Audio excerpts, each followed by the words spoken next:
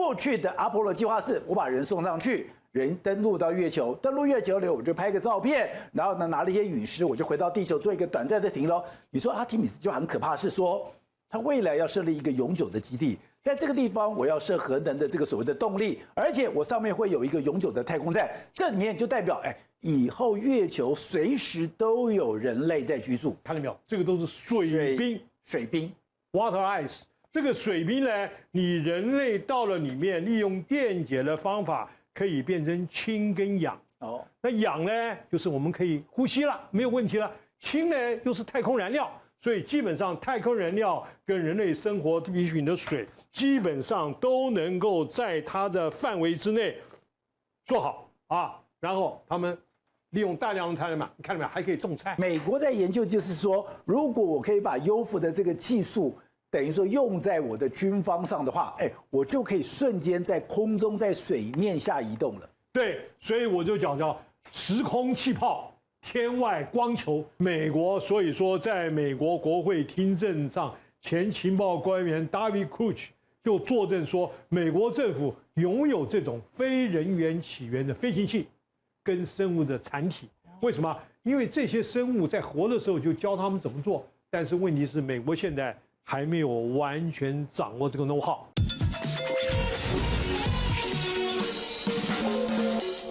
美国现在要重返月球，他现在发展阿提米斯计划。那大家会问说，你以前也登陆月球啊？那你现在登陆月球跟以前的阿波罗这个计划有什么不一样？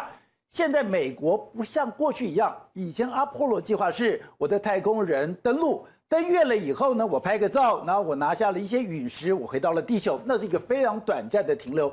可是现在，美国要长期，未来它要长期在月球上设一个基地，而这个月球上的基地长期是有人类可以居住的，而且它现在降落地点也不一样。以前美国阿波罗计划，我们会看到它的降落地点都在哪？都在月球的赤道附近，因为那个地方比较好降落。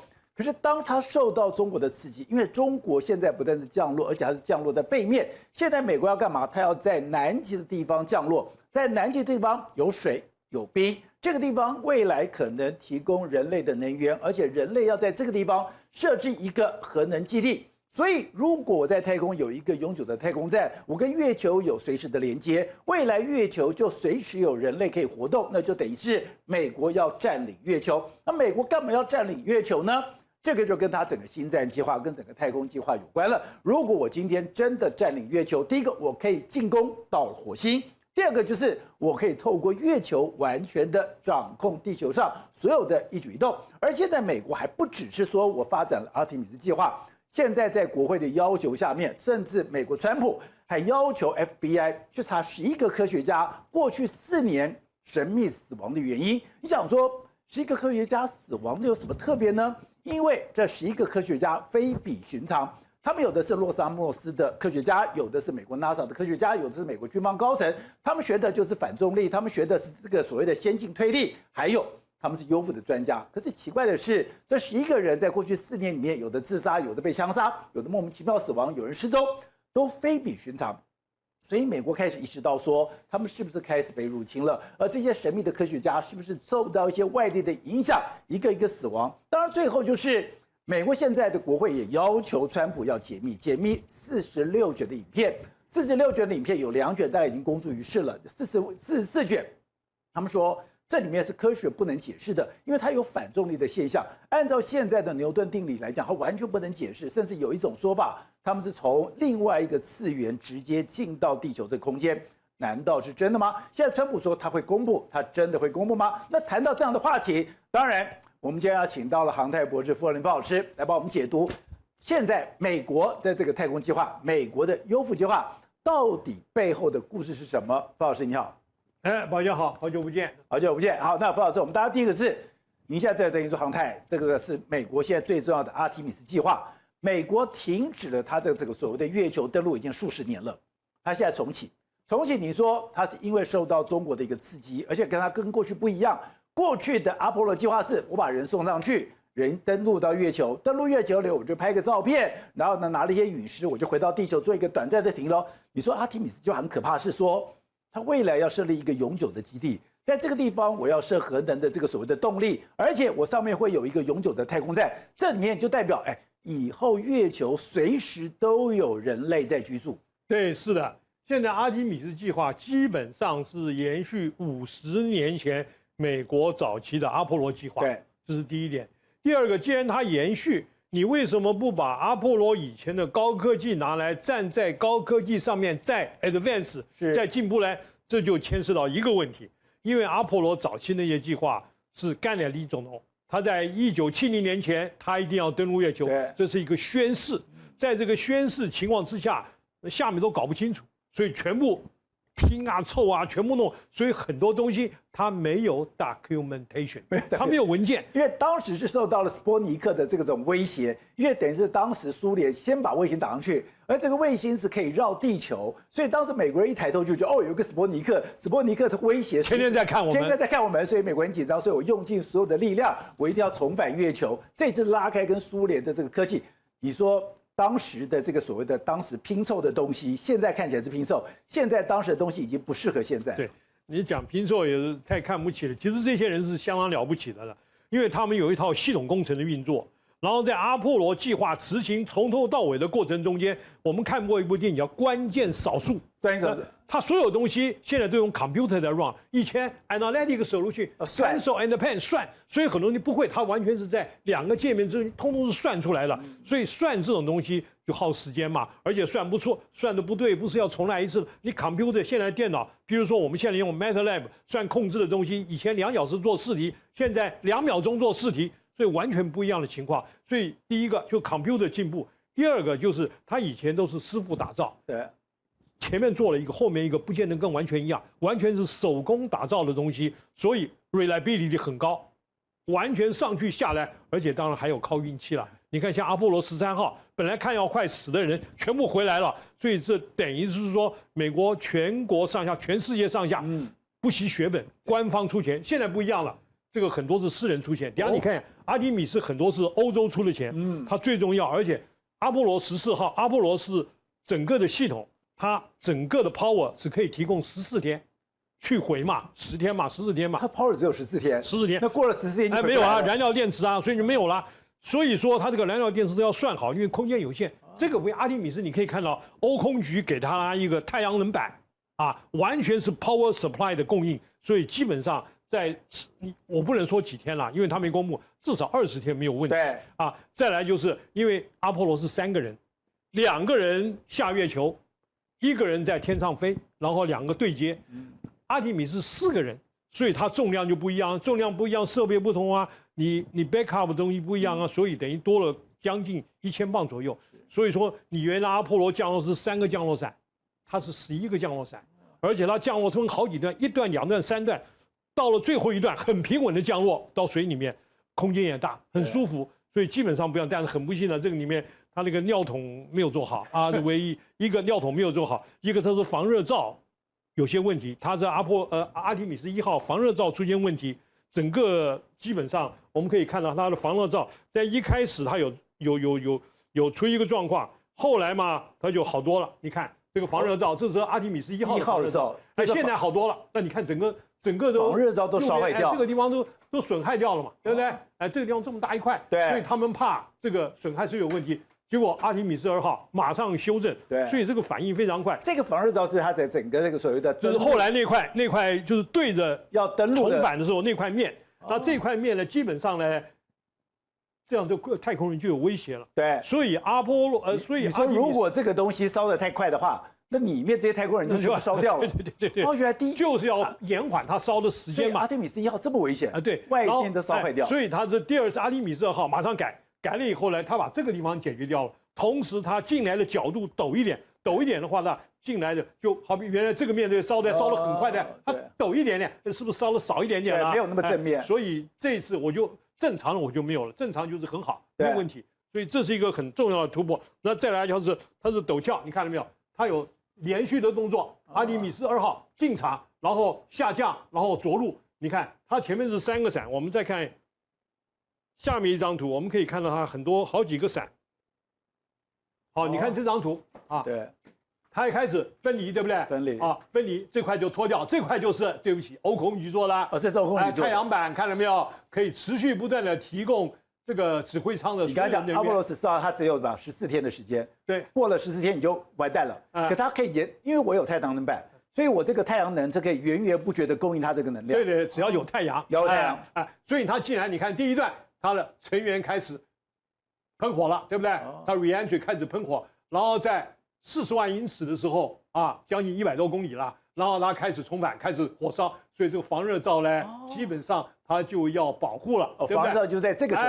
所以这个地方抖的时候，防热罩弄完了以后，这个盖子脱开来，然后这个地方在36000英尺，36000英尺的时候呢，它开始要做一个喷射动作，喷射动作啊，这盖子打开来，它有3个小伞，2个小伞先出来，2个小伞出来以后呢，让它先很快的减速，然后到这里中间又有一段又出来好几个小伞，最后才3个主伞出来，最后降落在5000英尺的时候呢，这啪断掉，然后 slash 开始降落，所以整个的过程比阿波罗计划的太空船的着陆要非常的精准，更准，更精准，而且存活率更高。而且刚刚讲的，他这也说这一次是吧，不是美国这个所谓的单打独斗，他在全世界已经联合60几个国家，而且他今天透过的这 SpaceX， 他未来也会跟 Orange Blue， 也就跟把这个所有的商业的力量，它的整个经费会比过去的阿波罗的这个还要省。对，宝杰你讲到重点了，原来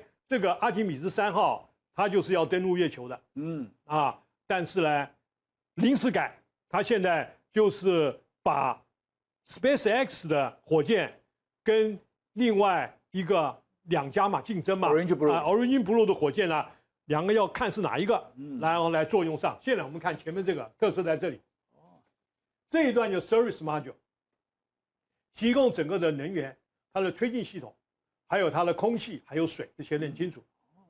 它有6000磅的推力，对，这个就是阿提米斯，这个阿提米斯，这个就是原来没有的，阿波罗没有的，它可以万一下面火箭不行，它可以逃生逃生系统。然后这个就是4个人做的系统，然后这个就是欧空局，看到没有？4片不同的太阳板，然后提供整个的空气 water 控制 thermal propulsion 跟 power 那么我们看这一张呢，下面这一张呢就是比较清楚了。这张图看起来，你看4个板很清楚。ESM 这是欧空局 Airbus， 所以它阿提米斯还有 Airbus 的东西。对 Airbus， 所以表示说这个法国的东西基本上来讲法国还蛮厉害的。对，而且他肯出钱，所以这个阿波罗是从头到尾都是美国人纳税钱，那基本上讲起来，所以我们可以看它的整个的计划这个是阿波罗，这个是阿提米斯的这个火箭注意这2个火箭看起来是不是很面熟？这是 Shuttle 太空梭的2个火箭，太空梭不是因为死了8个太空人吗？所以说后来觉得人命关天，可靠度太差，而且每一年原则上要重返24次以上，更达不到嘛，因为花钱，所以废掉了。废掉以后还有很多剩余的可用品。这就是剩余的可用品就发动机，发动机。然后这个是主火箭，有4个引擎，它的推力整个比起来比土星5号还要大至少15%。当然跟那个SpaceX 的那个 Starship 还是差一点了，不过那个还没有出来，这个是已经出来，而且实验成功。这里面出现很多个问题。原来是2022年要飞4的，结果一直拖到2026年，然后2026年飞的时候呢，就是今年又氧气氦气又漏，又很多气体漏，一漏就很糟糕了，所以解决问题才飞然后这个里面1号、2号、3号、4号、5号，第1号已经完成了无人的，然后整个走一遍，从地球到月球走一圈 ，OK 8字形 ，OK 没问题，所以成功。然后所以说现在2026年呢。阿提米斯2号开始了，有4个人在上面了，4个人在上面呢也绕一圈回来。这个是原来阿波罗13号宝剑，你记不记得它曾经失事了，对不对？失事过，所以说利用月球的引力场，啪回来带回来那个时候是号称是离地球最远的3个太空人。对不起，这个记录被他破了，他更远，他绕得更远，然后走一圈回来，这第2个也成功了。所以这次阿提米斯虽然没有登陆，可导播我们看这张图，就是说。你这样绕一圈以后，它是绕着整个月球环绕了几圈之后，它才回到地球。对。然后基本上也是差不多20天嘛，最多9到19天，对。然后阿波罗差不多10天之内嘛，因为所以表示说这个也是它的一个突破，因为它有太阳能啦，可以待更久太阳能板啦，没有问题了。所以阿提米斯3号在基本2027年中就要开始执行。那这里面就是有很大的突破。原来阿提米斯3就是要登陆月球的，结果后来临时大概就是在去年下旬跟今年的上半年，就现在这段时间，突然决定要用宝剑你刚刚讲的啊，用 SpaceX 的火箭在中间对接，然后上去啊，然后就是等一下我会讲这个细节。然后这个3号，我们如果希望能够成功 ，SpaceX 跟 Blue Origin 啊成功的话，那么2028年年初就要登陆月球。这个登陆月球是自从阿波罗计划以来第一次。这个里面可以看到以前登陆月球的那些11、12等等那些东西都在上面，所以表示美国登陆月球是真的，不是在好莱坞的影棚里面出来的。好，那里留下的东西他会去看一下。最后一个是2028年的年底，可能到2030年，要用核子基地。然后这个里面你可以看到，这个里面我是觉得安定。为什么？因为在这段时间宝杰，我的导播再看一下，这边刚刚讲阿提米斯5号的时候，我不是人上去而已。刚刚讲我在人上去之后，我到了这个2028年的年底的时候，我还要在上面弄一个月球基地。这个月球基地我已经不是做一些检测设备，我是把整个核能设备放在那个地方去了。好，你可以看到阿提米斯3号啊，这个就是 SpaceX 的火箭，这是 Blue Origin 的火箭。对。他们希望在空中对接以后呢，不用 NASA 的火箭，利用这2个火箭把太空船送到月球，因为这带的东西多啊，它要建立基地啊。以前阿波罗是这么大，它现在是16米的52米。以前我们看到的那个是阿姆斯壮，你是用这个小小的登陆体登陆到了月球。对，你未来。这个比例也差太多了吧？对，用这么大的东西，对，我就可以装很多东西，把它放在月球。对，所以刚刚讲的我的核能设施就是放在这里面。对，然后那个 Blue Origin 就稍微小一点点了啊。然后他们希望呢，在月球上面建立整个的基地，用大量的太阳能板，然后产生能源提供它。为什么呢？我们可以看到这张照片，这是他准备着陆南极的地点 Sourceport。还有2个备案地点，现在还不知道。那么主要的目的呢，是美国的月球的探测太空船的人造卫星已经看到，这是月球的南极，就是 Shoemaker 这几个太空船照到，看到没有？这个都是水冰 （water ice）。这个水冰呢，你人类到了里面，利用电解的方法，可以变成氢跟氧。那氧呢，就是我们可以呼吸了，没有问题了。氢呢又是太空燃料，所以基本上太空燃料跟人类生活必需品的水，基本上都能够在它的范围之内做好啊。然后他们利用大量的太阳能板，你看到没有？还可以种菜。不会吧？他现在月球计划，阿提米斯现在绕月是等于说是第一步。接下来我会在月球上放这么多太阳能板，我甚至未来我在月球上我还可以做一个月球车，在月球上我还可以放这种核能的基地。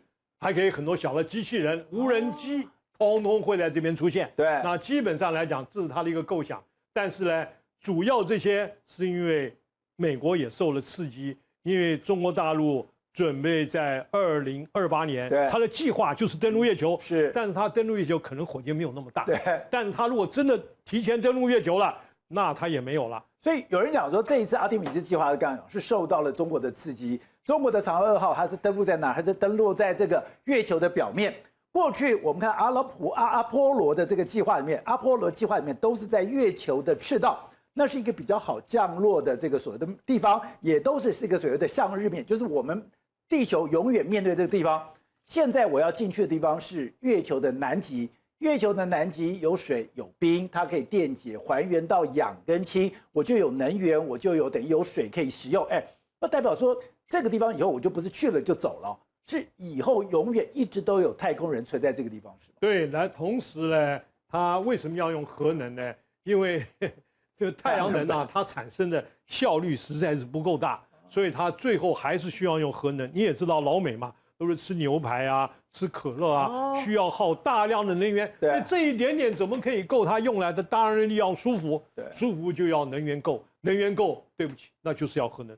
所以这一点基本上来讲，我们还不晓得它最后的 decision 是什么。对，但是它就朝着这个方向走，而且很重要，这个东西能够抵得挡外面月球没有大气啊，对，能够抵挡得了外面陨石的不断的冲击呢。宝杰，我给你看一个东西，所以他们上面还要再做一个温室。对，在温室里面，他们要在上面月球上种菜。所以说这一段时间都是月球登陆的关键时间，2028年了。对，但是大家知道，宝杰以前我们讲过太阳黑子嘛，对，太阳黑子的变化，它有太阳焰嘛。如果月球这一块它登陆的地点刚好太阳焰打过去，那不它全部完蛋了啊！太阳焰有这么可怕？当然厉害啊，一打就全没了。太阳一打就全没，而且它影响到 DNA 跟 RNA。那这一段里面，基本上来讲，我们看起来，你看这个是现在是第25个 cycle， 照理来讲越来越小，对不对？对。哎，所以太阳焰产生的机会也不大。但是这边有一个很特殊的东西，这个可能外面知道的人不多。就是太阳黑子，太阳的 activity 虽然是25个 cycle， 但是一个叫做 Glisenberg cycle， 每100年一个 cycle，这个 cycle 是逐渐增加。所以宝剑，你有没有注意到太阳焰最近蛮大的？哦，而且太阳一大，还有一个，你会不会发现到我们的空气也不是很好啊？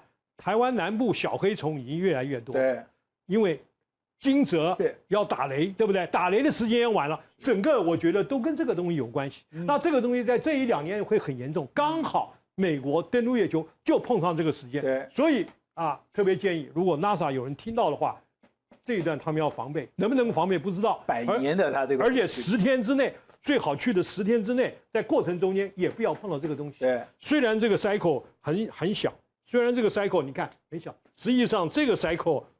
那就很大了，这个 cycle 就很大啊，所以说这个东西就是要防备的。好，那鲍子，现在中国它的这个航太能力有这么强吗？现在它已经可以登陆到月球的背面，它的这个所谓的车子也可以在上面行走了。现在中国已经威胁到了美国的这个所谓的航天的能力吗？对，当然，因为这个里面牵涉到一样，宝杰，你知不知道我们现在这个人造卫星啊在天上转啊，人造卫星在天上转。这个人造卫星燃料用完了怎么办？要decay啊！中国现在有一套了。它人造卫星万一没有电了以后，就是没有燃料了以后啊，它的卫星可以送在一个6倍地球半径更要高的卫星坟场，在那边 stand by 待命。它没有燃料了嘛？然后地面上再打一个火箭卫星上去，叫做加油卫星。在空中太空加油，然后把那些坟场的卫星再拉回来，再继续使用。recycle， 它可以 recycle 卫星，这个东西，美国也是这1-2年才有的东西，但是中国大陆已经会了，所以美国很怕啊，你连这个卫星都，那表示你卫星不会掉啊，重要的卫星我一直在天上看着你啊，所以这是很大的问题。那再来就是他们嫦娥登陆，它到了背面登陆，那这个美国都没有登陆啊，而且很重要一点，早期。阿波罗、宝剑，你记不记得都在赤道登陆？对，在赤道的。为什么？它能量有限啊，能量有限，啪一注入，当然是在赤道附近啊，最近距离。它没有办法到南北极啊。可是你看，这个中国大陆现在已经是第一个是背面，第二个是靠近，我不敢说一定是靠近北极了，就是比赤道要远的地方。那现在阿提米斯讲明了，我就知道登陆南极，又有水冰，对，又有水冰。不止南极了，北极可能也有了，只是它照到是南极，所以这都是中国大陆跟美国要抢第一。原来是苏俄跟美国抢第一，现在中国大陆跟美国抢第一。那我现在如果抢到，也要讲，这是一个中国跟美国的太空争霸战。因为现在如果我不去占领的这个南极的高地，我不去占领这个区域，如果被中国占领去的话，中国可能会封锁这个地方。有可能封锁吗？那现在如果说这个美国现在抢占了，刚刚讲我不是只有去的我就要回来了，我在这上面我要有核能设施，我在这个地方我要有这个所谓的太阳能板，我在这个地方有人要长期居住，这个对它的太空的争霸，对于所谓它的控制整个地球有关系吗？对，这个就是所谓中国大陆的布局就是要考验美国跟中国大陆它两者领导人的智慧，看看他们怎么下这个棋。因为2028年很快就要到，2028年很快就要到，在2028年的时候，是不是能如美国所愿？如果2028年它到不了，如果像这次一样，他原来2022年的计划一直拖，2026年的年初啊，好兴高采烈的1号也通过了，2号准备上的时候，哎，又氦气又漏，然后又拖了一段时间，然后现在在太空船上马桶又出问题，你不要看马桶啊，马桶出问题会影响整个人的情绪啊，所以他这些基本你要全部改了以后，他才能够执行阿提米斯3号，而阿提米斯3号的关键就是说这2个太空公司 SpaceX。跟那个 Blue Origin 基本上能不能够配合它的时程？如果不能配合它的时程，那对不起，那就跟阿波罗计划差不多了，也是一个小小的去。那这样的话，如果中国在这时候抢先，或者左右，那对美国来讲颜面，因为川普是一个很好面子的人，这个后续我们就不知道怎么演变了。好，那现在它变成是一个进可攻、退可守的一个计划。也就是说，我今天如果占领了这个月球的南极，按照原来的2028，我现在阿提米斯4号，我可以在那边登陆，登陆以后，我的太空人可以进到那边，然后接下来我的所有的设备可以再进去的时候，他说，第一个，我可以从那个地方建立一个太空高地来去进行我的这个星战太空站的计划。第二个就是，那会变成了一个进到火星的起点，也就是我如果直接到火星。我刚好是用阿提米斯的这个计划，在月球设立永久基地之后，再透过月球的这个永久基地里面作为一个中转站，再去火星。这就是当时伊隆马斯克他跟川普的建议。但是原来伊隆马斯克就是我直接就要飞火星，他中间那个太空船2艘太空船上去，一个是补给舰，一个是这个太空人。上去以后空中加油，然后直接飞火星。他原来的构想，那现在他是不是透过月球作为火星的基地中继站？现在不知道，那就看他们2028年这个太空船做得出来做不出来。如果做得出来，当然，因为大家要知道，你从地球打一个这个太空船，透过大气层跟地心引力，很划不来啊，而且又冒风险。我一个东西上去以后，全部都是在这边中继站休息，就跟我直飞纽约，我在阿拉斯加休息一样。所以人各方面都比较 relax 一点嘛。所以这个是他的构想，但是构想能不能实现，就看2028年是不是能够赢得这一局。局长，刚录完，对，宝驹哥有没有觉得每一次像你刚录影，有些话没说过瘾、没说完的？因为有些东西电视上不好说的。那就4月30星期4见喽，中午12点，我们开直播讲聊天室见。你可以发问问题，温馨提醒，太简单的我们不会回答哦。好，那现在对于美国来讲，因为有人讲这是一个美中的太空争霸，那现在对美国来讲比较占有优势是说，搞了半天是有60个国家，而且你刚刚讲的这个阿提米斯的2号中间的太阳能板是 Airbus， 等于说是法国来帮你国际合作的，也就在现在的国际合作这边，在美国对这个地方有60几个国家，而且都是这个等于说是美欧的高科技国家，但在中国这个地方只有中国跟俄罗斯，另外再加一个委内瑞拉，它就没有了。对，但是话又说回来，这个在鸭子划水的时候，你只看到鸭子的上面。它下面脚在动得很厉害，你是不知道的。那这些只是我们不知道而已。实际上，像中国大陆的稀土，你像这个里面，像太空船里面最重要一些主要零件，你要它耐热啊，你要它可靠度高啊，那就等于稀土，就等于说是你吃东西放点味精，是不是味道很好？你看多少的味精，那这个现在美国不缺呀。那所以美国，如果你要真的阿提米斯要上去的话，你可能很多地方都需要稀土。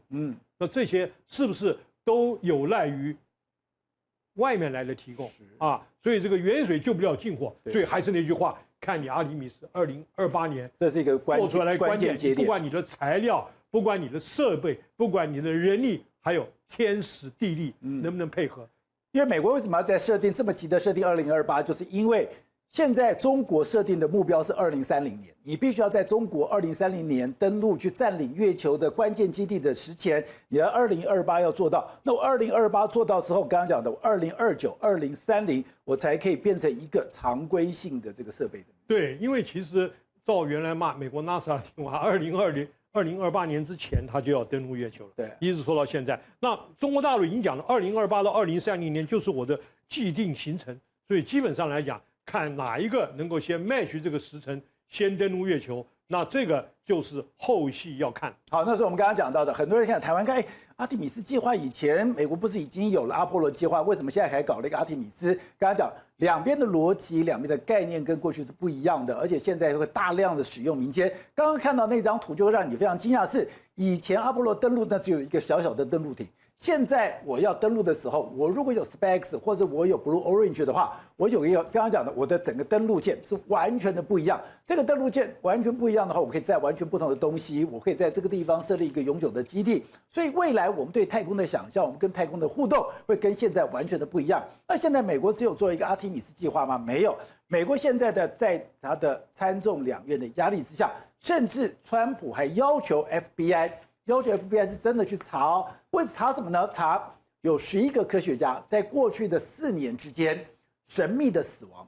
本来1个2个的时候，美国还觉得没有什么特别。可当11个科学家，大家把它联想在一起的时候，那不对劲。因为这11个科学家里面，有的是 NASA 的科学家，有的是洛斯阿拉莫斯的科学家，有的是美国军方的高层，他们是研究幽浮的，他们是研究所谓的反重力的，他们是研究先进推力的。那这些人都在一起的时候，傅老师，所以刚刚讲的这些失踪的，现在这个11个人，大家就觉得非常奇怪。对，现在这个里面很多人基本上都是有专长的人。我们看看，这是报纸上讲出来，我给它变成中文：1、2、3、4、5、6、7、8、9、10。宝杰就是你说的这11个。对，这11个是 key man。我们随便来看看好了。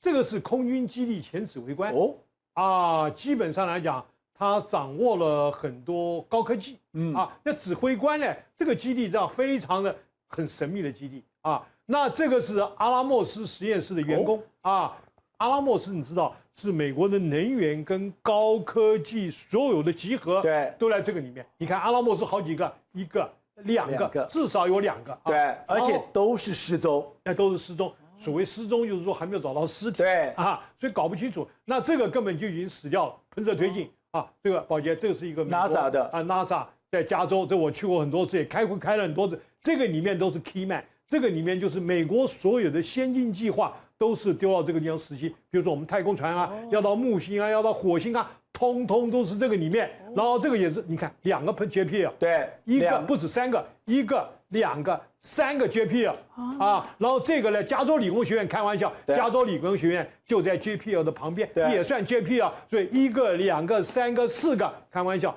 ，4个相关的科学家，这是在门口被枪杀，对这个是研究核融合的核融合研究动力的基本上也是这个就是在纽约那边Massachusetts，这个也身亡。那这个呢，这个是研究制药的，因为宝杰，你记不记得以前我们讲过一个被这个外星人选中的科学家汤姆金斯后来就是 TRW 跟美国东部的一些厂就在研究，因为我们人类里面有很多关键的零件跟 DNA 里面被关掉了当这个没有被关掉的时候，人可以活到150岁到200岁。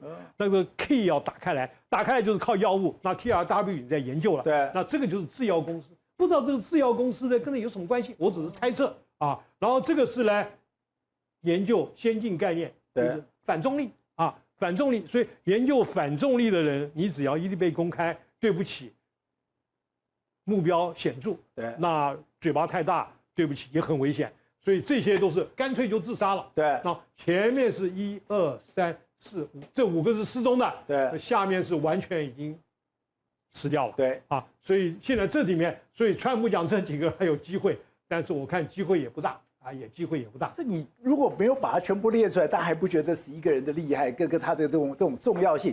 刚才讲洛斯阿莫斯，我们都知道他是美国第1个国家实验室。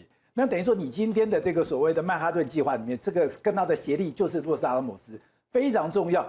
就居然不是一个，是2个，而且2个都失踪。2个失踪，刚刚讲的这个卡西亚迪亚是什么？他在他们家出去的小径那边，我觉得我只是去散个步，散个步以后我就不见了。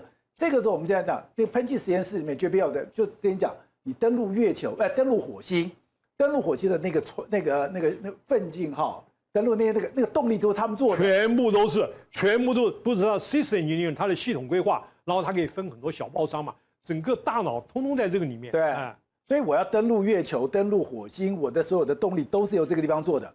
所以傅老师，你这样讲的话，那这11个人真的是很奇怪的事情。所以说，你看这个是20号，美国又在讲了 ，White House 一直用 vote， 他用这个字就表示很严重了，不是小声讲话，是大声讲话 ，to investigate， 要调查这些的人的死因，还有那几个失踪的科学家，所以表示说美国现在是玩真的，对啊，而且非要有结果不可，因为现在国会已经开始，你看这个国会议员都已经开始讲话了，共和党的联邦众议员就已经开始讲话了，对啊。那他这个众议员还不是哦，他说即将在2026年他要争取连任哦，而且他是保守派哦，所以表示说，而且他看到的东西是运输、基础建设跟外交事务，所以非常关键啊。对，所以在美国的 Fox 看到没有 ？Fox 是川普的最爱，公开表示他要支持这件事情，对，而且由他来带头，说非找到不可啊。他说 link to UFO 跟 UFO 少不了关系，是写得很清楚的啊 ，is sending a clear message。我现在告诉你一个很明确的消息，跟 UFO 有关，所以这些人是跟 UFO 有关的。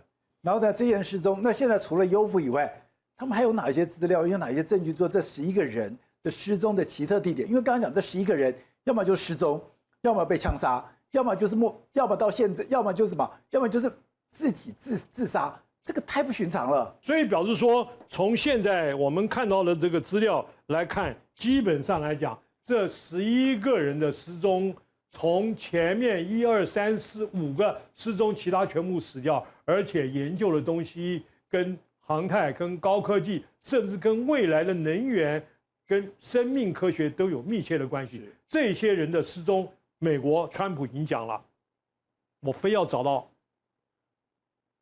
结果，而且给老百姓个交代。为什么？因为他为了要选举。对不起。好，那刚刚讲的这11个人。现在他们的蔡中元讲，那是跟 UFO 有关，而且这个东西丢了一个非常清楚的讯息。怎样的清楚的讯息？因为另外一个就是在美国参众两院里面也要求川普去公布一些 UFO 的资料，公布46则的这个影片，中间有44则据说是外界现在都不知道的。傅老师就帮我们公布了其中几个。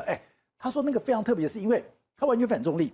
它完全违背了这个地球的所谓我们这个重力运行的方式，还有它现在的规模比以前要大很多，等于说是大量的幽浮，甚至不是只有幽浮了，连等于说 SFO， 也就是说你连地下的这些所谓的潜水的幽浮也都跑出来了。对，所以这个里面呢，表示说美国现在已经是骑虎难下。你说不公布，不能够发泄民怨；你说公布。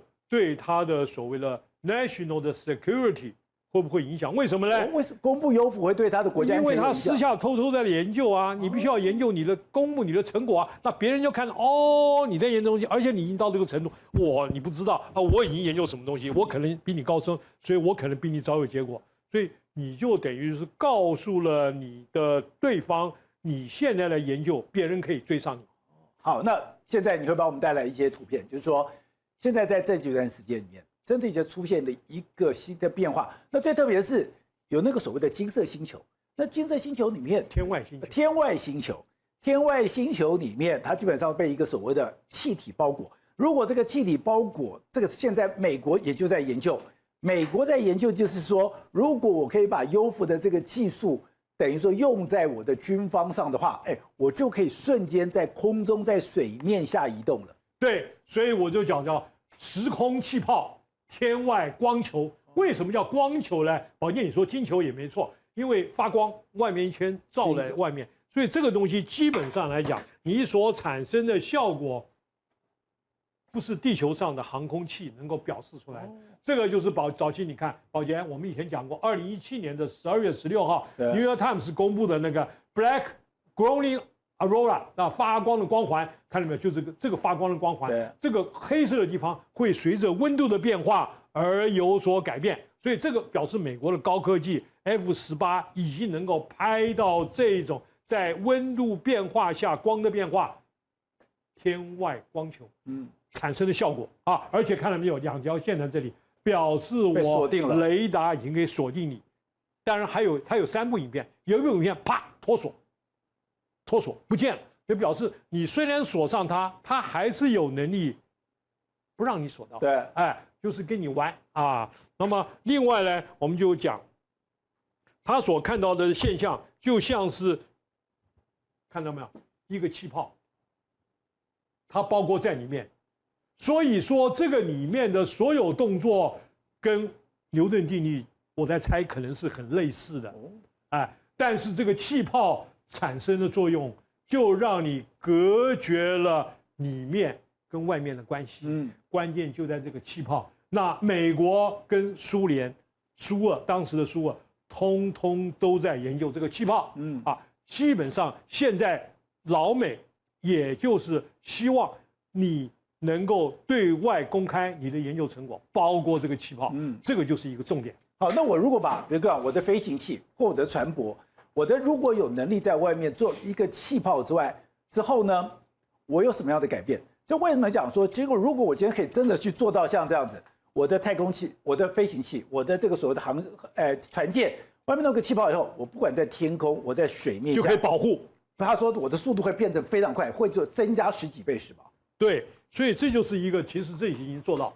这个大家可以看到这个新闻网啊，这个我从网抓出来。这一般如果我们因为现在老美做不到那个球嘛，它可以做到水里面嘛，因为水相对于空气嘛，那现在原来就用潜艇做实验，水流这样过来，它的阻力就很大嘛，对不对？阻力很大，这个船就跑不快嘛，对。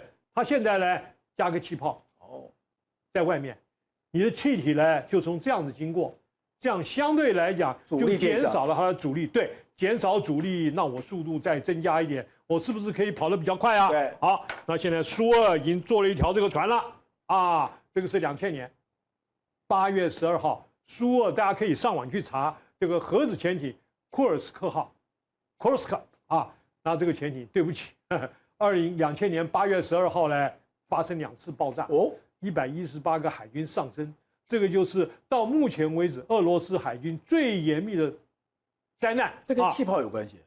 他就在这实验气泡，据猜测啦，不然他不会传出来。据猜测，他就在做实验这个气泡武器啊，这个就是他的核子潜艇啊，在停靠北方舰队的时候拍到的啊，这个是实况啊，然后这个是他抓爆炸的口啊，这个是欧洲的一个国家把它捞回来了啊，把它捞回来了。所以你可以看，你看到没有？太惨了。品质不稳定的鱼雷，什么鱼雷啊？就是测那个气体表面上那一层啊，而2次重大人为。那我们看这个鱼雷，一是该是鱼雷爆炸啊，那是不是跟那有关呢？我们猜测苏俄可能也在研究这种类似的技术。好，那另外就是刚刚讲到的，它现在的这个数量或者这个所谓的这个速度，都比过去来的更厉害了。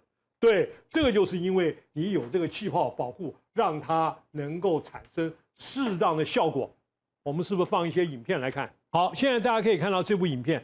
这部影片呢，就是美国海军就是要公布的这个影片。可以看到一个三角形的这个物体，绿色的光。这个绿色，三角形的物体，这绿色的光，它会不断的变色，而且在速度上很快。这个是在潜艇里面拍到的一个物体，看到没有？左边在上面，啪一下子到海里面去了。这个是用红外线光线照到。一个看到没有？这个烟囱指标子，看到一个光体，对不对？哎，这样在闪光有没有？在闪开，啪啪啪，一直在看到没有？看到没有？然后突然改变，啪啪啪啪啪，对不对？这个就表示说，是不是就是我们刚刚看到的所谓的球体里面包的一个物体？所以它才可以速度这么快。对，才可以速度这么快。它对它速度来讲，它没有速度的观念，它就是我基本上我能够产生我的能量变化。我要到哪里就去哪里，速度是你们的看法。好，也就是说我跟你讲，你如果在地球上面，你的所有的这个飞行物，你如果被这个是被 F-18大黄蜂，我如果锁定的话，你照理讲跑都跑不了了。结果它这个跑出来的，一开始吧一个小点，我把你锁定了，开始从这个小点出现了一个形状，然后呢，啪的一下子，它就跑掉了。对，所以这表示说，美国，所以说在美国国会听证上，前情报官员 David Grush 就作证说，美国政府拥有这种非人员起源的飞行器跟生物的残体。为什么？因为这些生物在活的时候就教他们怎么做，但是问题是美国现在还没有完全掌握这个 know how， 对，所以基本上呢还达不到目前这个效果。这个可能都是他们自己 UFO 产生的，所以现在叫 UAP 啊，最新叫 UAP 产生的效果，让你可以抓到我，哎，我还可以脱锁。对，哎，这个是最早抓到你的光点，然后锁定了以后，我就可以看到你的形象。可是你要离开，我一点办法都没有。对对，所以完全是看我，而不是在看你。对，我照到是告诉你我的本事，但是美国也适当的放出来，表示美国的科技一直在进步。原来连照相机都拍不到，你看，只要我一照，那么照相机都失效，energy 都失效。我要做这个测试，仪器都失效。对，现在没有了。现在美国的技术已经可以拍到你，而且可以锁到你。对，问题是说你还会脱锁，但是对美国来讲，我也是很自傲的，我的科技也一直在进步。对，我可以锁到你了，对不对？哦，所以能够锁定幽浮，能够拍到幽浮，那也是一个极高科技。对，所以我猜想，那其他快要公布的影片，如果说放出来，对，也有类似的问题，表示从这里面也可以看到美国哪些科技已经在进步了。对，像这个已经看出来了啊，但是问题是说，那老美就要过滤啊，开玩笑，有些保守派说开玩笑，不能让你知道，我这不能随便让你知道，一知道你敌人就赶上我了，所以问题就在这个地方。所以他们怎么瞧，看这个川普他的 power 有多大，能公布几部影片算几部影片。那我们现在这要求是有46部影片，现在还有哪些刚刚讲到的？是因为这些影片是这些的这个参众两院看了以后，他们都觉得不可思议，而且这样非常确定，因为我们曾经讲过哦，只有5%是不可解释的。那在这46章里面，都是那5%完全无法解释，用现在科技无法解释。对，那个其实那个5%老早，当时我1981年，82年的冬天，我讲过，我跟那个海尼克谈话的时候，他就讲到5%到7%，而且讲到 Roswell 要我一定要去，所以我特别去一趟 Roswell， 结果草木不生，什么都没有，因为基本上是看不到的嘛，对不对？然后，但是他讲了这个5%里面根本就是无法解释，所以海尼克到最后原来是不相信的，完全相信。对，就他的蓝皮书。蓝皮书，而且他自己还在飞机上拍到 UFO 的照片啊，所以表示说，现在科学家逐渐的一些保守派慢慢受到证据越多 ，UAP 的出现已经开始出现于寻找原因，找到原因。所以我讲，像 Aviation Week， 像 Scientific American 这么保守派的美国传统的杂志，基本上来讲，都觉得 UFO 值得探讨、值得研究，而且值得不被别人轻视。而且傅老师，你在讲以前我们在讲 UFO 的时候，都是天上飞的，然后呢都是在空中跑来的。那现在刚刚讲的这个空中跑来，可怕在于说它的速度太快，感觉上好像从另外一个异次元来的。那现在不但是空中从一个异次元来的，还有个更可怕的什么？它现在水下的这个幽浮，也就是水下的这个 SFO 也就越来越多了。对，那我们有一部影片哈，就是美国大家知道这个苏俄解体，苏俄解体了以后啊，大量的美国的所谓的苏俄的神秘的核心技术逐渐的 release 出来。有苏俄，这种出来以后，美国苏俄有一个最后一任的海军司令，他公布了一些资料，有一部影片啊，我想你们这边也剪接了，可以看到，这个就是那部影片，可以看到很明显的他来说明现身说法，那这个是俄文，然后翻成英文啊，但是现在不用对白，可以看到他们当时对于这些不明物体的看法，跟现在美国军方对于不明飞行物体看法如出一辙。对，但是他们先发现这个里面，而且这里面都是就是不是 UFO FO 是 USO。F 是fly， 对不对？它是 sea 所以这个里面水下的水下，而且这里面可以有很多奇奇怪怪的东西，这个都是美国目前来讲比较少发现到。你看，它是空中发现一些这是水上哦，这水上水上哦。然后你可以看到它来船在这边走，是海军司令嘛，对，船在上面走，它晚上可以看那个光线的变化啊，然后不断的发现啊，这个是他船在上面走，这是苏联的船，Pacific Ocean 太平洋啊，那么 submarine 现在这个 submarine 啊 ，getting bright and bright 可以看到上面有一些 bright 很发光的东西啊。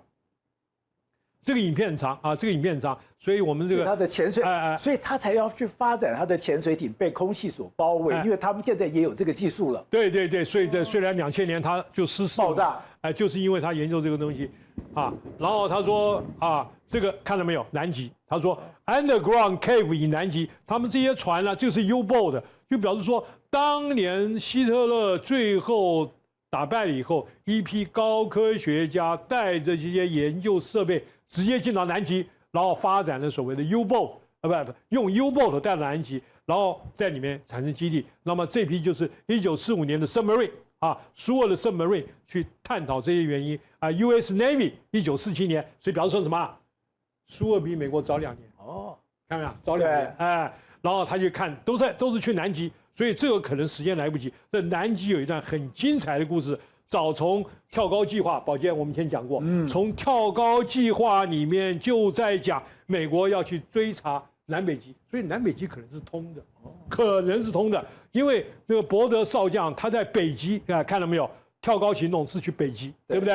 然后北极结果听说被 UFO 追逐打了就回来了，回来以后这个伯德少将呢闷郁郁寡欢，也不太讲话。结果死的时候呢，公布了一份日记所以叫 Missing Diary 啊，就失去的这个日记。然后这个日记呢公布了以后呢，就说跳高计划你们很多东西都公布了，公布了以后呢，然后呢这份资料呢，伯德的儿子把他日记要公开，结果他的儿子去参加华盛顿的一个什么纪念爸爸的会议，结果不明不白就死掉了，他儿子就死在一个仓库里面。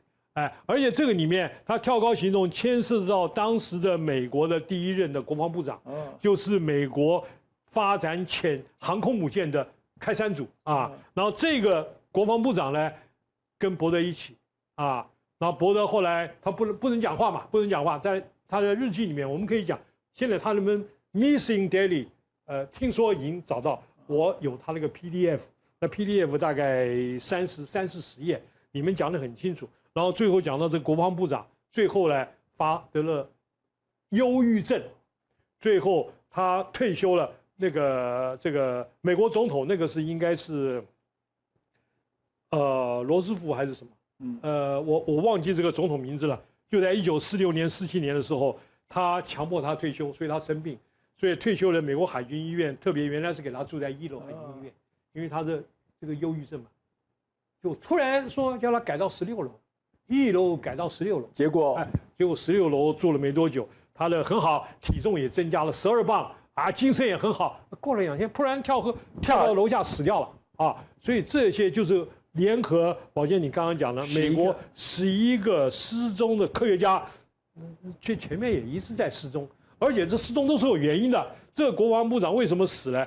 因为前段时间就是1946年到1947年那个跳高事件，那个伯德少将，美国讲这个海军的 admiral 叫上将了，他死了以后，他一直死之前都不讲话，就最后把他资料公开出来，就是有一段是这个，另外一段就是说北极跟南极下面有很多，其实是我们人类在几千几万年前已经在的原住民，这些原住民已经住了很久了。这些原住民现在还在那个地方，至少1947年还在。然后他们然后伯德跟他们产生了一些沟通联系，然后他把这个资料都记在那个失踪的日记里面。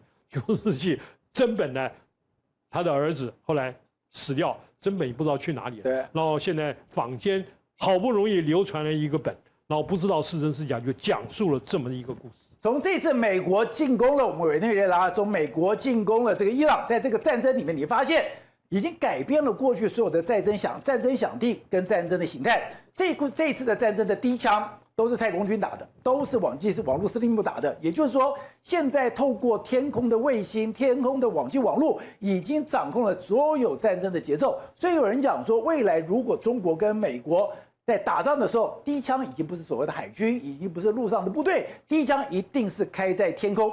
没有想到，美国跟中国现在已经在争霸月球。没有想到，中国的嫦娥计划到了月球的背面的以后，它竟然带给美国这么大的刺激。如果未来月球被中国所掌握，南北极高地被中国掌握的话，那中国就掌握了整个太空最重要的高地，这是美国无法忍受的。那现在问题是，现在的阿提米斯2号已经算成功了，阿提米斯3号真的可以顺利使用 SpaceX 或者是 Blue Origin 的所谓的器材，到了到了阿提米斯4号，真的可以进攻到南极吗？真的可以在南极设立基地？如果真的可以到那一天的话，那我们对这个世界的想象可能就会完全都不一样了。所以非常谢谢包老师来帮我们介绍这个这么重要的阿提米斯，就还有这么神秘的外星人基地。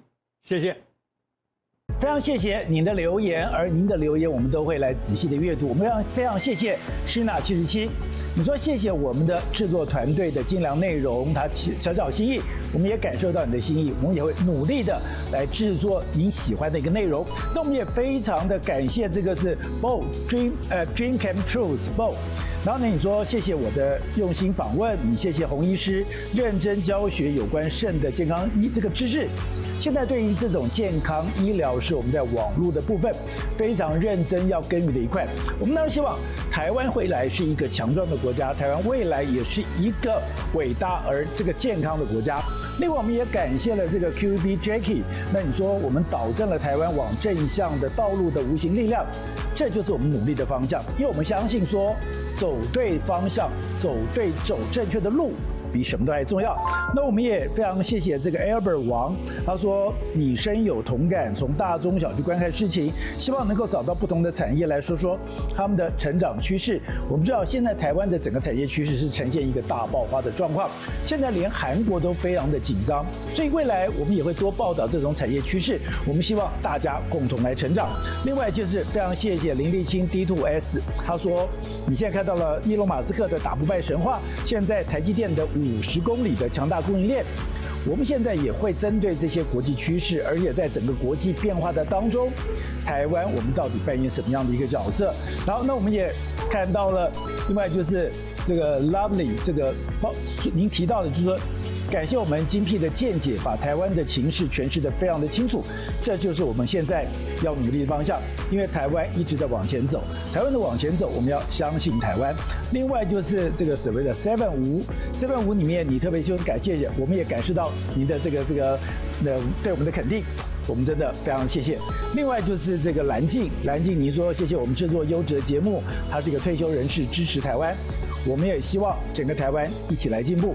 另外就是这个 Boy K， 然后呢，你说谢谢我们提供这个内容，然后您说您是政大传院的学生，那我们也非常谢谢你喜欢我们的节目，我们也会非常努力的来感谢您对我们的一个喜爱。另外就是 Kenny KH4TC， 那你说很久没有看到宋老师了，也就是宋国成宋老师，那你当然我们在两岸国际之间，我们也会多做这样的一个报道，甚至就是一个 Helen Pan。然后呢，你说谢谢明老师，明老师是我们非常重要的访问的来宾，未来他也会定期来上我们的节目。非常感谢你们这个喜欢我们也会非常认真，我们非常感谢，因为这么多人喜欢我，对我们来讲那是一种责任，那也是一种我们需要的这种所谓的使命，我们会好好的把这些工作做好，谢谢。